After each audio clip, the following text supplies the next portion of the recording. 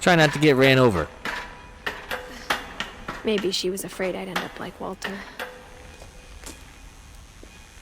But if she never told me about an uncle under the house, I can only imagine what else she was hiding.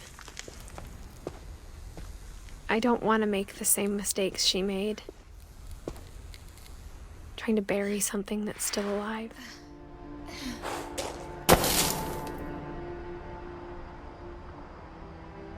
Now that there's only one of us left, or maybe two, I thought it was time I heard the stories for myself and found out what happened to everyone else. But now I'm worried the stories themselves might be the problem. Maybe we believed so much in a family curse, we made it real.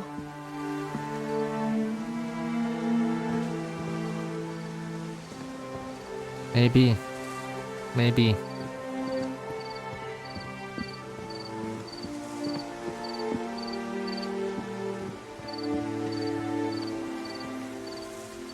I don't know if I should even be writing this.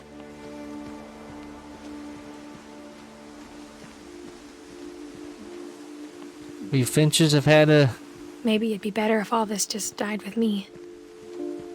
Definitely had a troubling time. But I thought you should know about your family. Who am I talking to? And the history you're a part of. Though to be honest, I feel as lost as you probably do right now.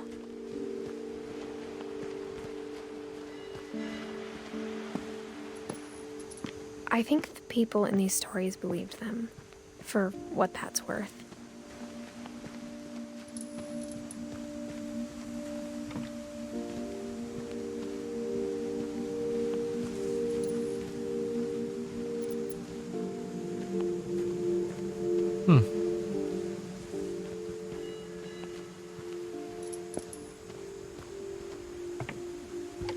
Must be motion censored.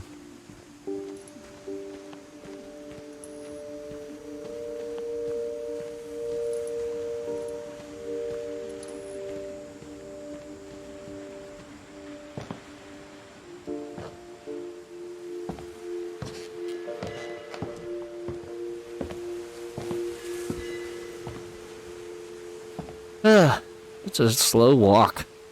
And when you look at the house, that history of imagination and stubbornness and madness, any of it seems possible.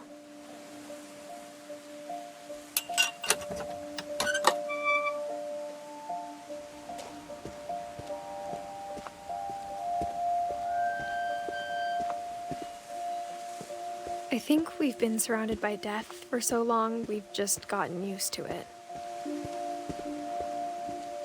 What kind of family finishes building a cemetery before starting the house? That is true. It's embarrassing for me to admit this, but the pet cemetery may be more uncomfortable than the human one.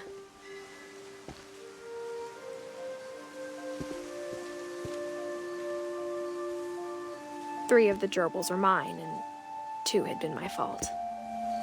Oh, man.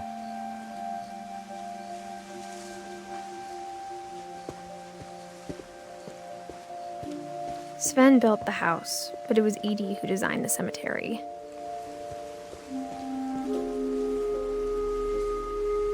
Molly was 10. Calvin was 11. Oh, he was alright. He did 49, right? Yeah, 49 years old.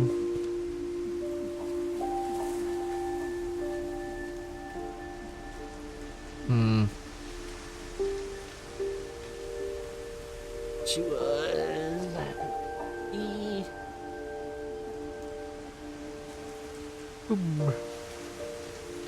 83, 93, something like that.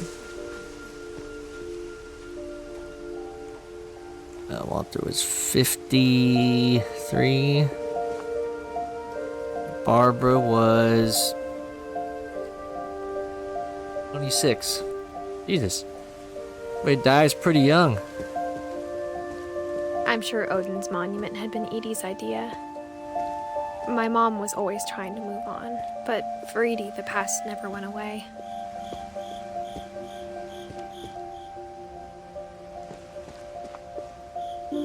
She could see it poking out of the water at low tide.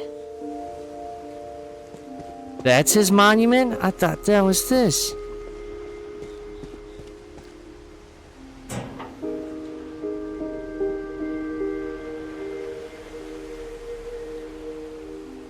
Edie said she dreamed about the old house every night.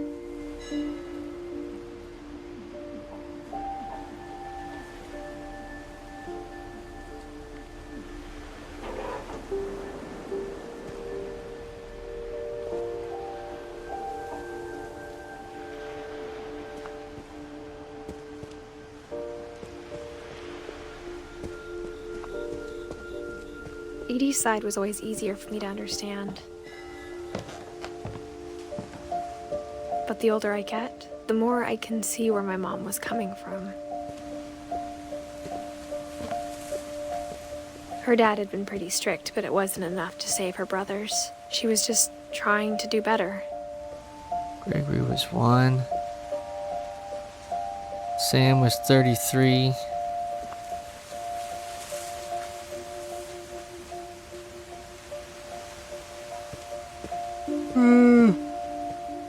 I don't know. Guess was in his teens, I think. She lost 2 of her brothers, just like I did. I get why she tried so hard to protect us. Sanjay Kumar.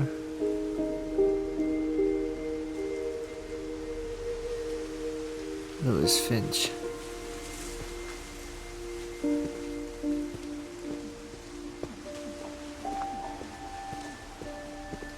There's so many things I wish I could ask my mom now.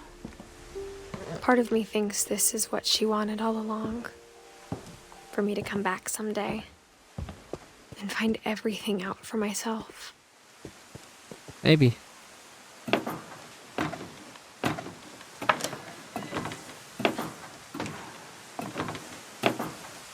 I think, I'm pregnant. I don't know. That might be, maybe I'm just tripping, but I feel like that's like a pregnant belly. But looking back on it now, Like I'm writing this for my kid. if I she am told me pregnant, there I'm was doing a gonna lot be of so shit. much climbing, I never would have come when I was 22 weeks pregnant. Ah, see, yeah, we are pregnant.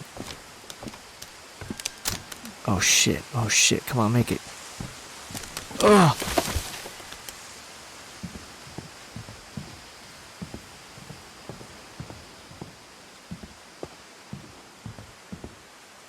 I was wondering, like we look kind of pregnant. So yeah, I must be writing this for my kid. Grandpa Sam, but I think he and my mom had a lot in common.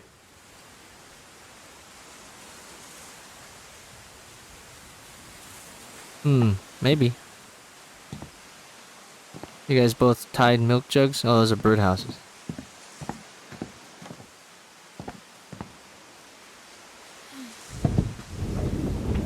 They were both pretty intense. Sam spent his life shooting photos, but Mom said he got nervous being in front of the camera. I guess we're all afraid of something. Yes.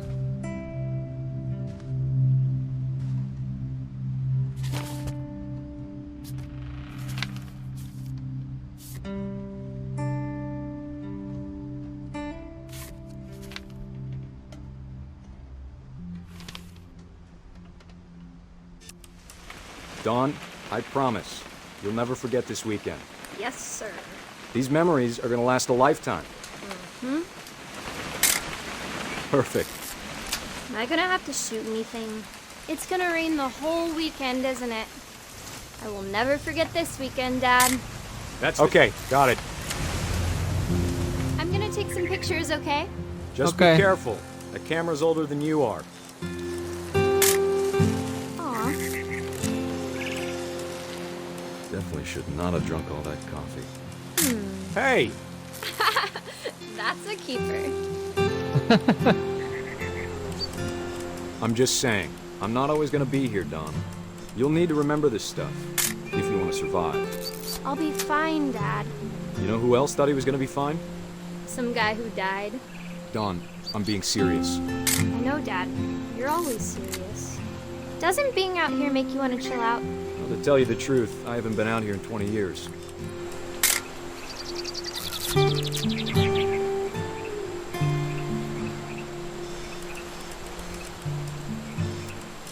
Last time I was with my brother Calvin. Man, Dad! good eyes, Don.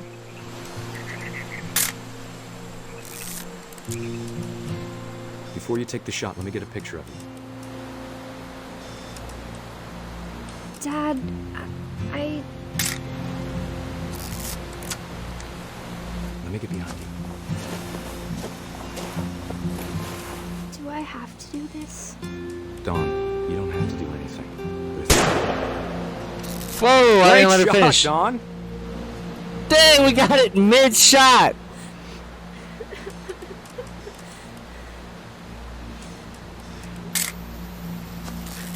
I'm proud of you, Don. Always remember that, okay?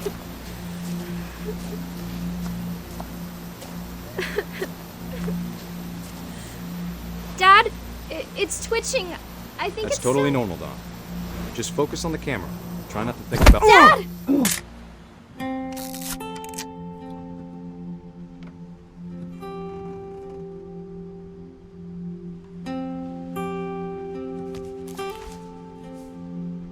Of all these stories, that's the one I wish most that my mom had told me. Holy shit.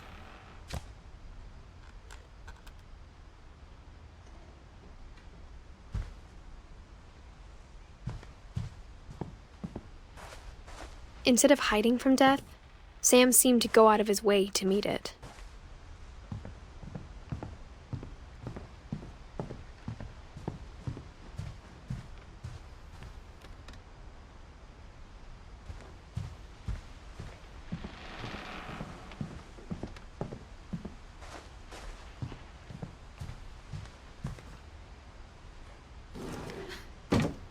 Oh, great. Where's this go now?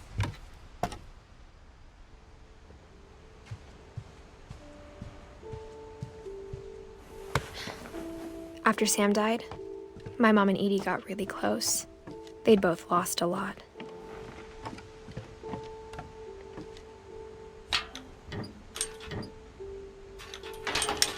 Gregory.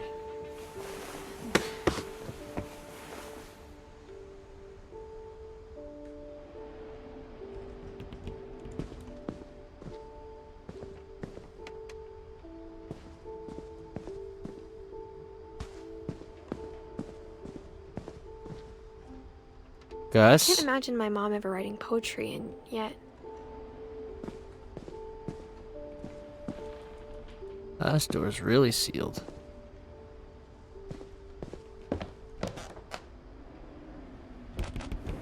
My Oh. mom moved up to the loft after her brothers died. We'll go up there next. At the time, it was as far away as she could get. Dawn. Poor Gregory. Oh, look at this little baby.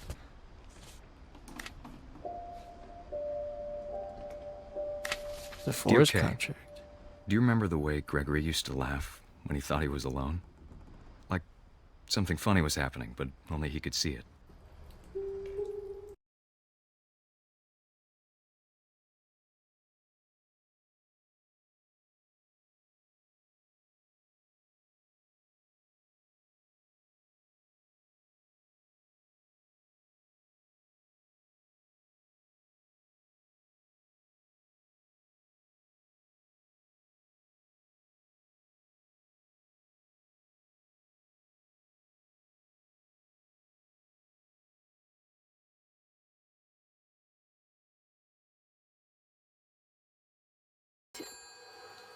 Just a little longer. Hold on, sweetie. Hello? Sam, I told you I don't want to talk right now.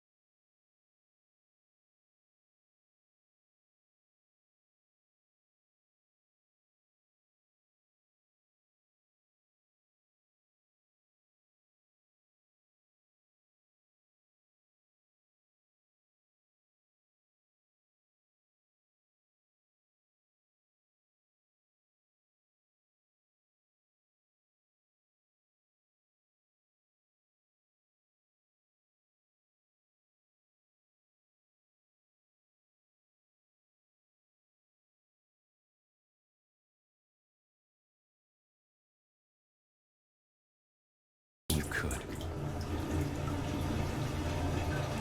Maybe if I hadn't called that night. Damn it. Hold on, I don't want Gregor to hear this.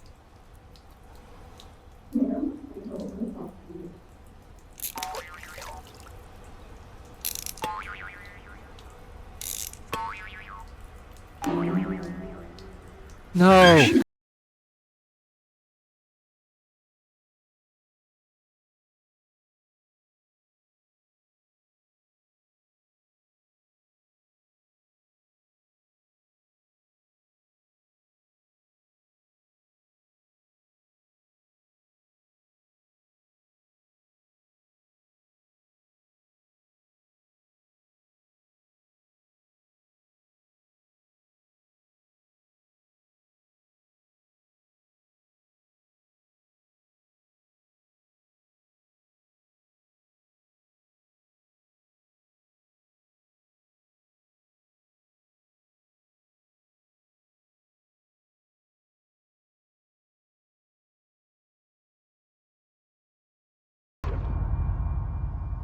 Good luck, Kay. Love, Sam.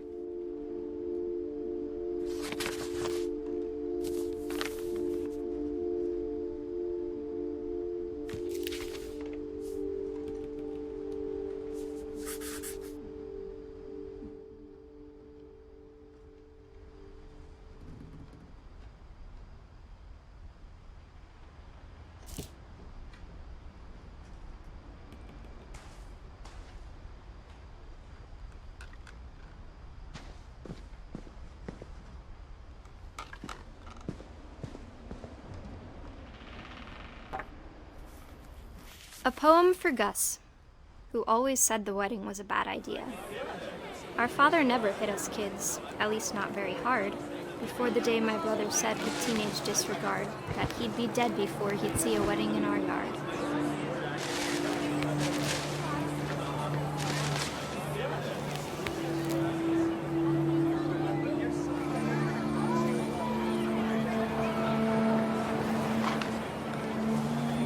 My father made him come, of course, but Gus stood far apart, just flew his kite and bottled up the storm inside his heart.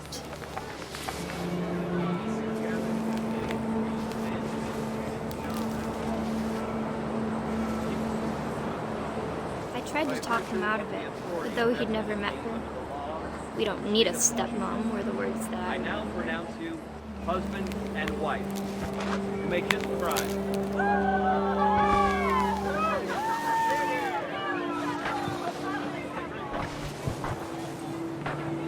When the time for photos came, Dad ordered him to come here.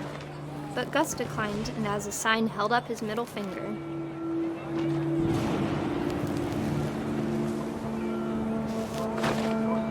Gus the Rebel. The wind picked up, and panicked geese appeared and quickly went. But all the humans did that day was go inside the tent.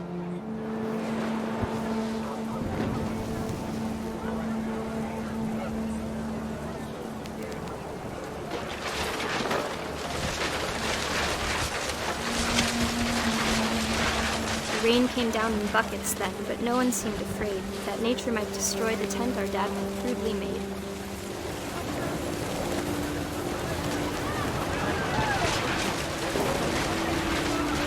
The thunder sounded much too close and full of angry power. But all my father said to this was, "Make the music louder."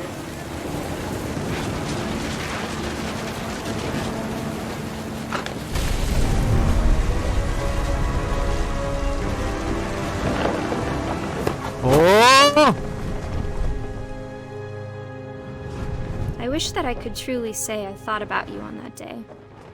Out there on the beach alone, just you, the wind, the sea, and foam. But I didn't. Until we found you.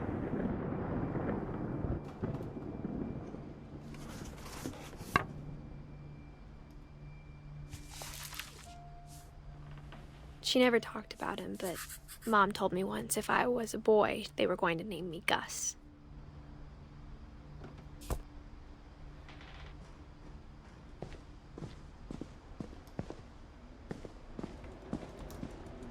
Sorry, I'm talking to that baby one, kinda.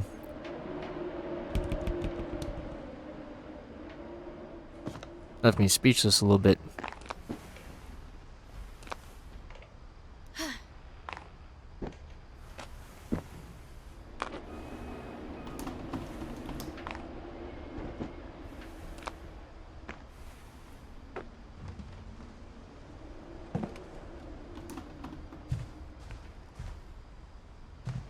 She spent a summer building houses in Calcutta, where she met my dad, Sanjay.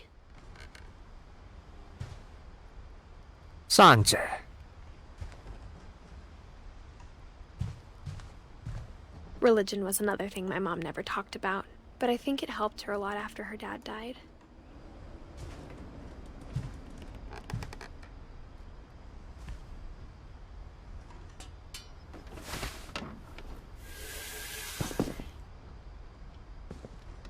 I didn't want to do that yet. Damn it, now I gotta climb back up this thing. Come on, Edith, let's go.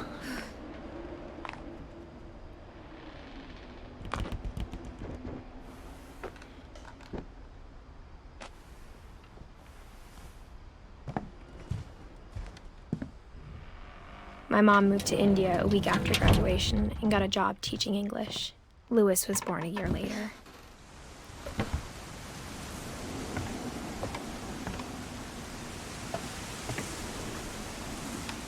Solar panels? What the hell? What is this When house? my dad died, I don't think Mom knew where else to go. I'm sure Edie was happy to have her back. And to see kids in the house again.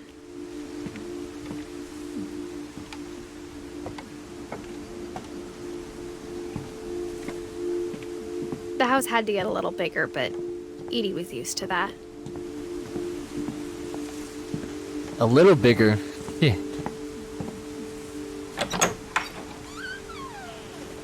And for a while, things were good. Almost normal.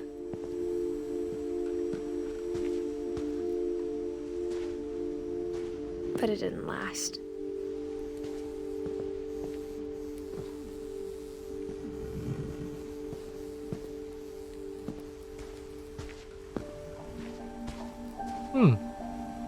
You're homeschooled?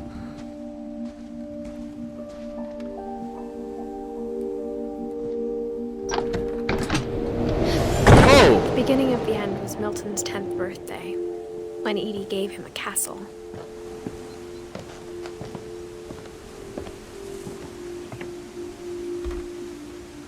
After Milton disappeared, the only thing he left behind was a room full of paintings.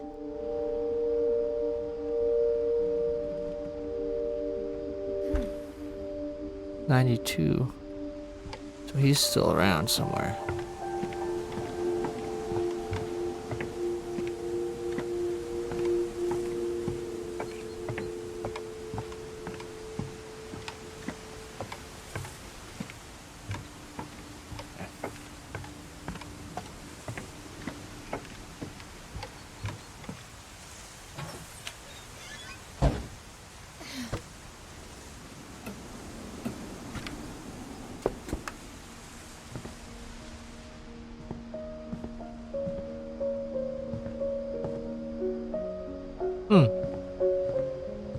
I think Edie was happy to finally have another painter in the family.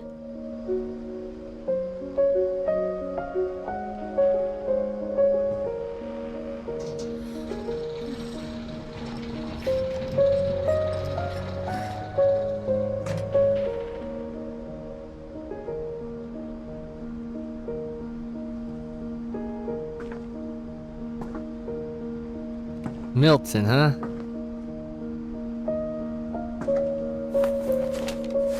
Milton Finch in The Magic Paintbrush.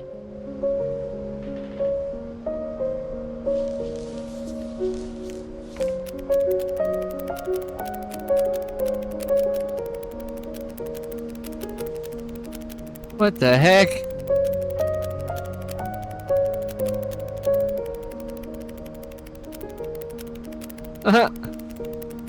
I'm watching somebody flip. I'm watching flip booking somebody flip booking.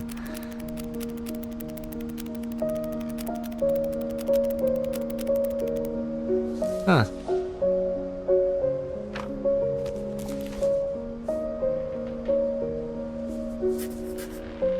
I was 4 when Milton disappeared.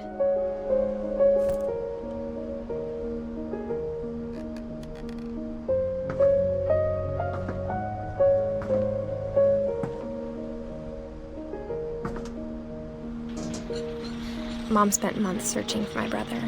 Then she sealed the doors.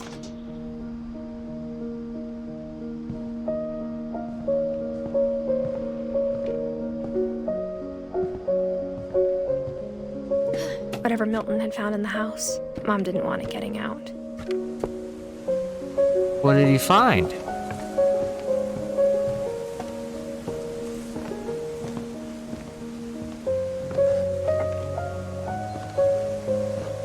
Mom definitely blamed Edie, but I think Louis blamed himself.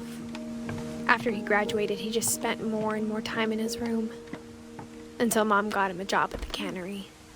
Everyone always told me to stay out of Louis's room. Except Louis.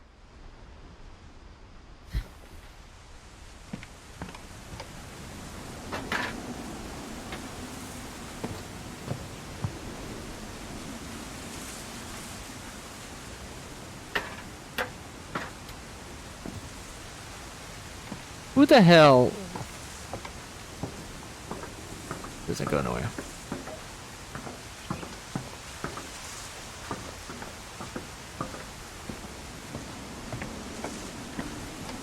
What is this house, man? Like, what?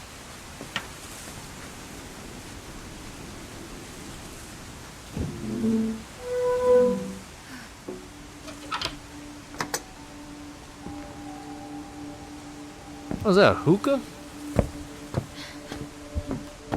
Louis's room smelled very, very familiar. No, That no, no. might have been lived on.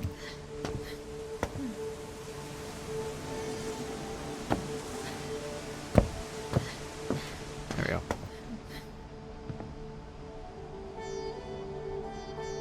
What the hell?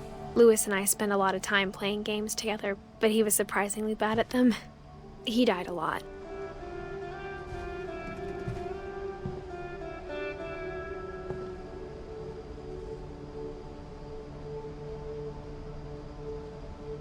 Bro was a pothead.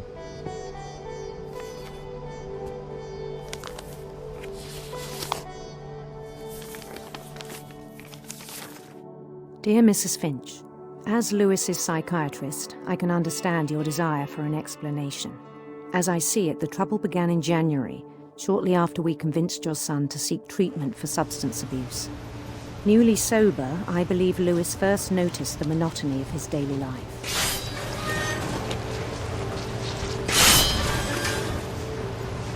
He kept working at the cannery.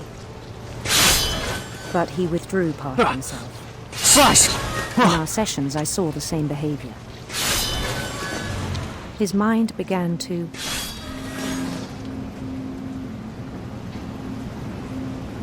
wander. What the hell?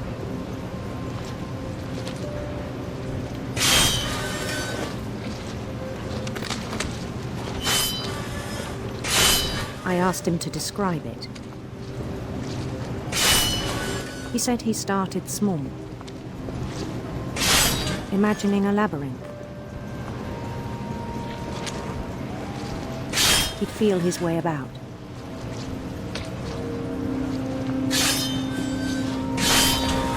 Then something moved. Bats. And toads.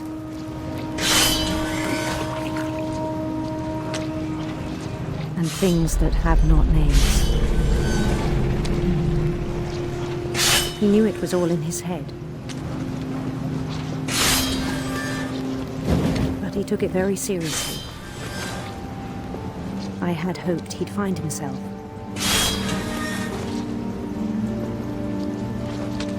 I feel like something's about to happen. But he found something more.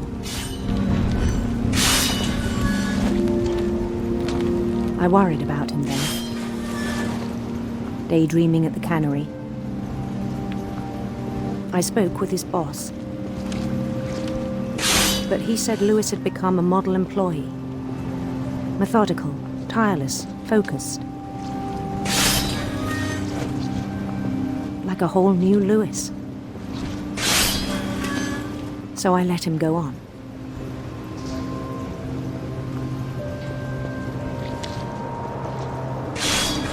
I even encouraged him. Oh no. It seemed very promising at first. Lewis, snap out of it. He told me he'd made a new friend.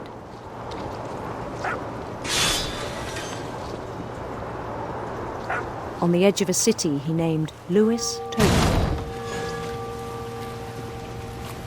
He built the city up slowly, brick by brick. Then he made musicians.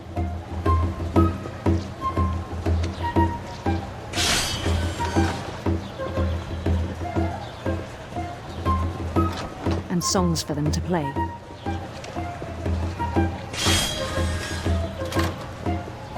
He talked about starting a band.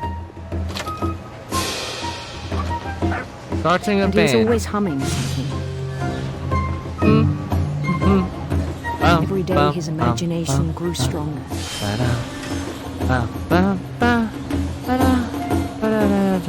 He no longer spoke at the cannery. But his chopping was as reliable as ever. Then one day it struck him that all the cheering crowds, even the stones under his feet, were all in his imagination. So he could do whatever he wished.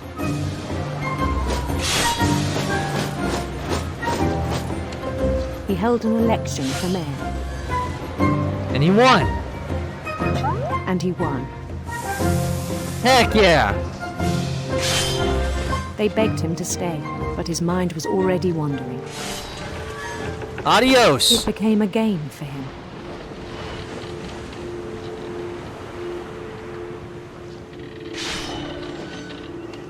He'd conquer a city, then immediately push on. New Louisville.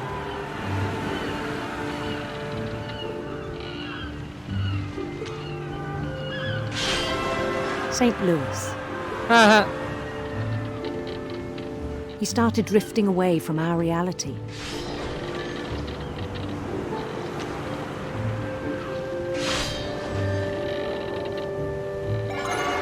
Minneapolis. Until one day he forgot to go home from the cannery. Even as his mother pleaded with him, part of Lewis kept sailing on.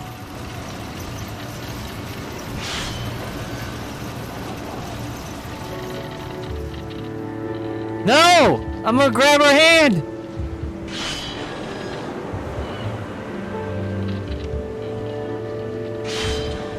In Louisburg, he heard rumors of a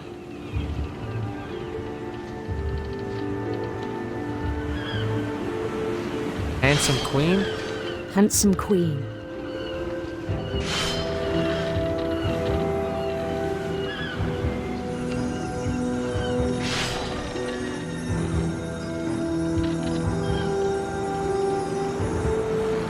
The queen was on her own quest for Sinister serpents. sinister serpents.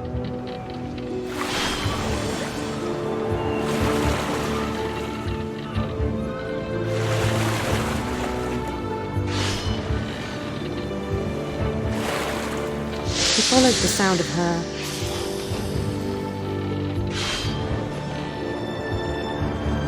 silver harp.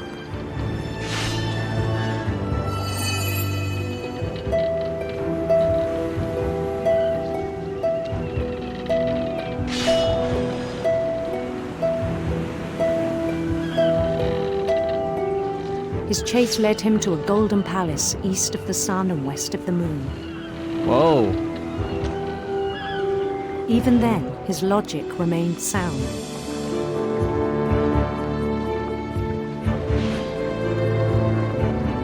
He knew the world was all in his imagination.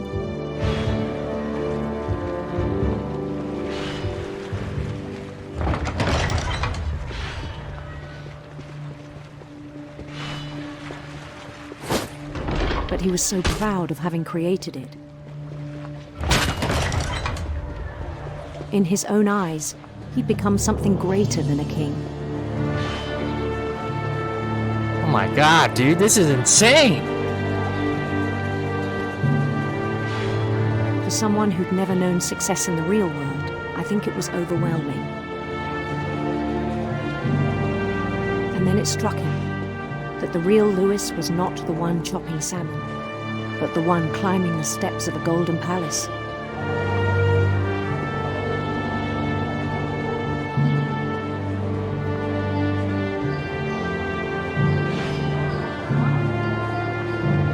My imagination is as real as my body, he told me.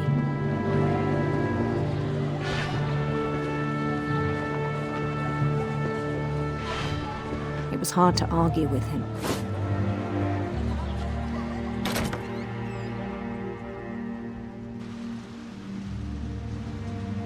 Wait!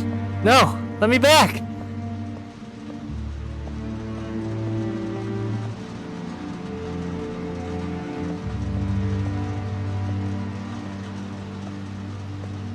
I began to forget the world we know.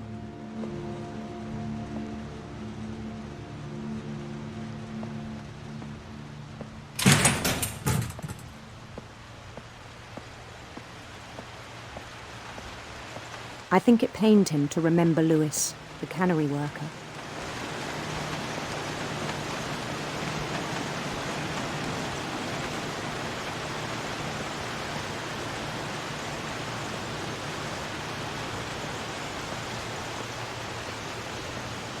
He began to despise the man with a royal contempt. You cannery scum!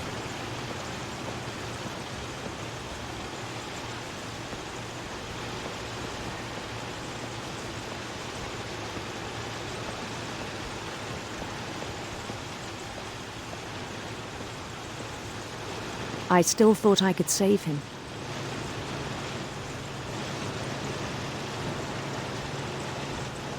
Even after he said he was being crowned king over all the lands of wonder.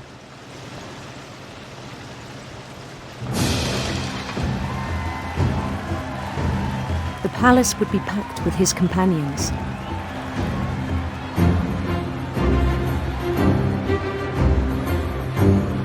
Na-na-na-na, ba-ba, ba-na-na-na-na-na.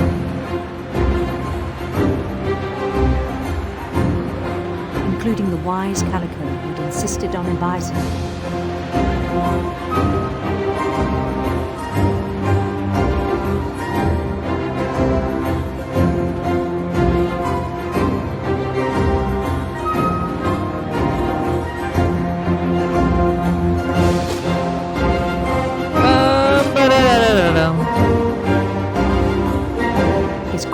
waited, holding his crown.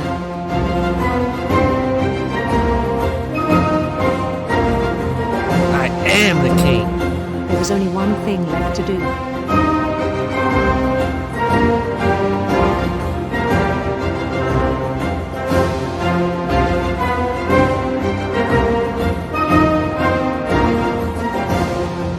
Oh no, it's a guillotine! I'm gonna. Oh no! Oh no, I see what he's gonna put his head in the damn thing! He's gonna. Oh no, he's gonna. Oh no! Come on, man! Lewis! What's going on with his family? Bend down his head.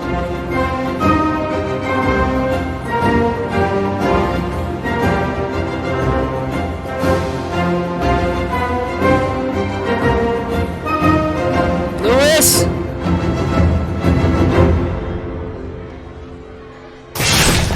And the rest I think you know.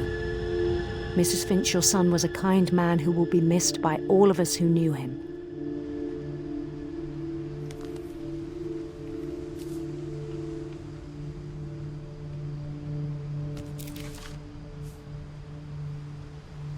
My brother was really cool. I wish you could have met him.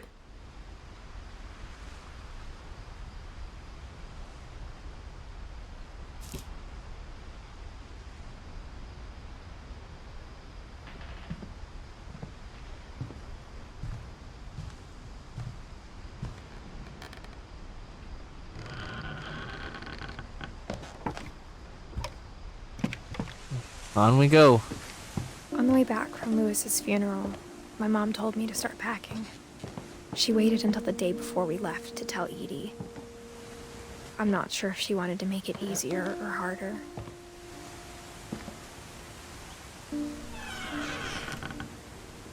I wish we'd stayed.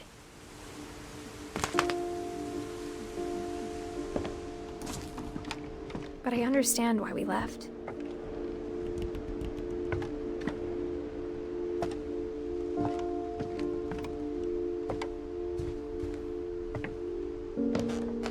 My mom ended up leaving everything behind. Really did.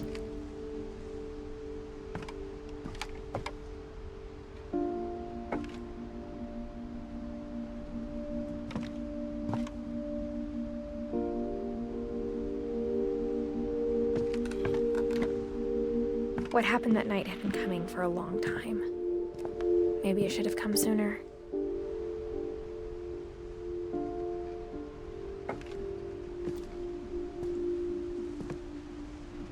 But it had to end one way or another. All that's left now is to tell you about that last night. Wait, we missed one.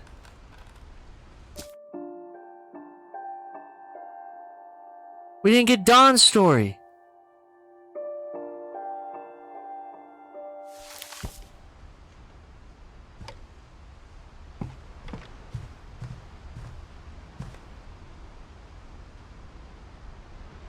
Damn, what would that have been?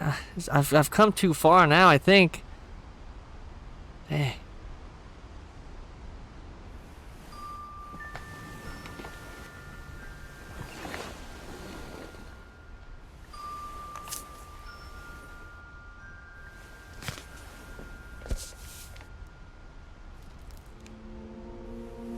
That whole last day, Edie just watched us pack and didn't say a word. Until supper, when she raised her glass and said, "To our final night together, and all our final nights apart." Grandma, you know what I said about alcohol. Some of your medications are very Edith, specific. I left a present for you in the hallway. Why don't you go open it? The grown-ups have to argue now. I'm sorry, you're right. We're all leaving tomorrow. Let's just enjoy our last... I'm not leaving. Edith, you're excused.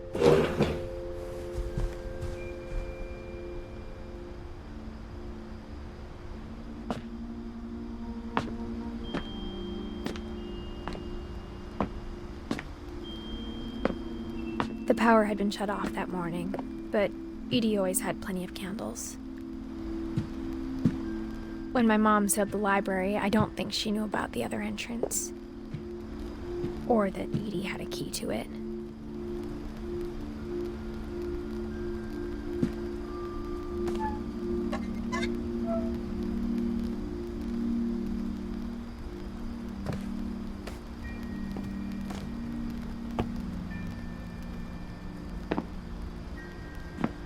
thing you're afraid of isn't going to end when you leave the house.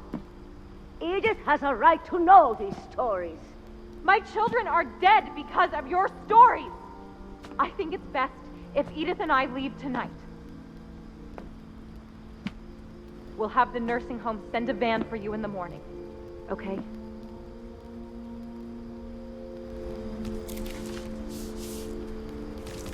Dear Edith, there's so many stories I wish I could tell you, but there's only time for one. This is about what happened on the night you were born. That night, the tide went way, way out. It was the first and last time I ever saw the old house aground. There'd been an earthquake out in the middle of the ocean. They called it the lowest tide in 1,000 years. God, it smelled awful. You know, I've seen that house every day of my life.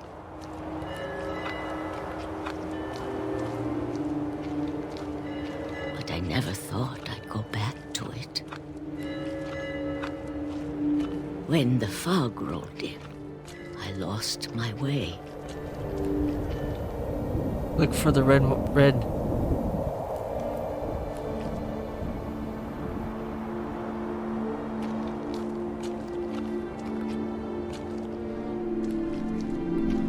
I got turned around.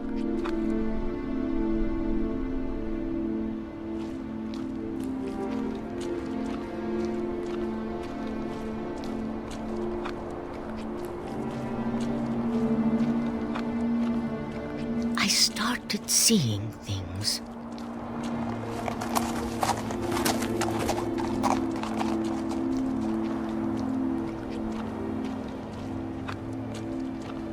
Things I'd forgotten had ever existed.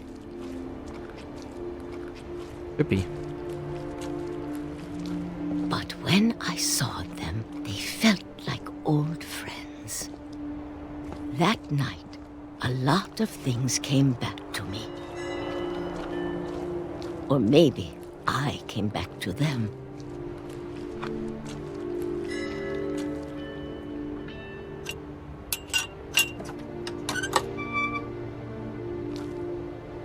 Things I can't explain, but that I need you to try and... Edith, what are you doing in here?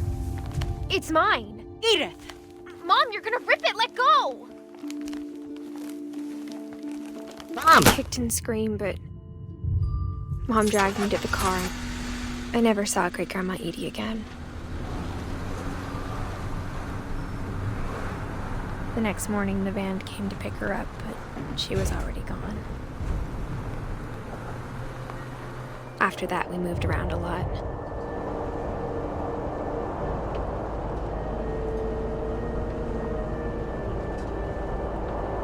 We both tried to make the best of it.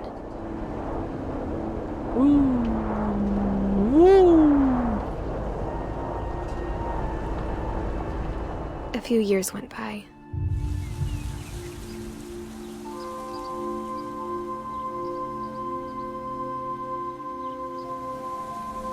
My mom didn't like to talk about it, but she started getting sick a lot. The rest happened pretty quickly. She got better for a while, and then she didn't. And then I was alone.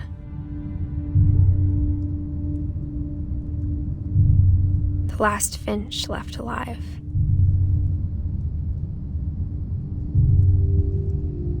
Until I found out about you. I'm still not sure what to tell you about all this. If we lived forever, maybe we'd have time to understand things. But as it is, I think the best we can do is try to open our eyes. And appreciate how strange and brief all of this is. This journal was supposed to be for you.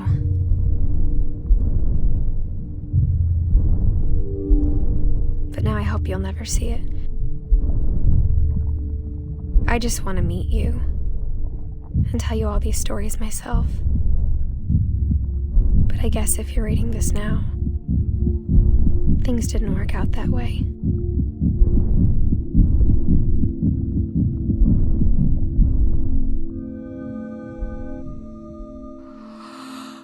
This is where your story begins. I'm sorry I won't be there to see it. It's a lot to ask, but I don't want you to be sad that I'm gone. I want you to be amazed that any of us ever had a chance to be here at all. Good luck.